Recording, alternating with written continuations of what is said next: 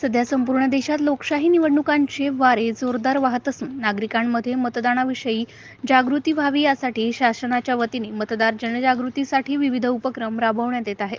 त्याच अनुषंगाने तेल्हारा तालुक्यातील हिवरखेड शहरामध्ये 17 एप्रिल रोजी निवडणूक आयोगाच्या उमेद अभियान अंतर्गत मतदान जनजागृतीचा कार्यक्रम घेण्यात आला.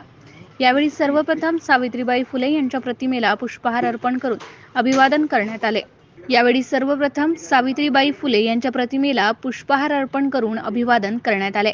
या प्रसंगी महिला शक्ती प्रभाग संघ हिवरखेडच्या सचिव उषा गजानन राठोड, तालुका अभियान व्यवस्थापक चोंडके, तालुका व्यवस्थापक तायवाडे, सहदेवराव भोपळे, महाविद्यालयाचे मुख्याध्यापक राऊत आदी मान्यवर प्रामुख्याने उपस्थित होते.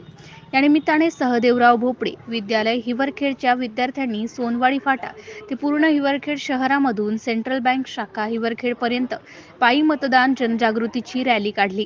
त्याचप्रमाणे पथनाट्य सादर करून नागरिकांना मतदानाचे महत्त्व पटवून सांगण्यात आले. MCN न्यूज मराठीकरिता गजानन राठोड, हिवरखेड.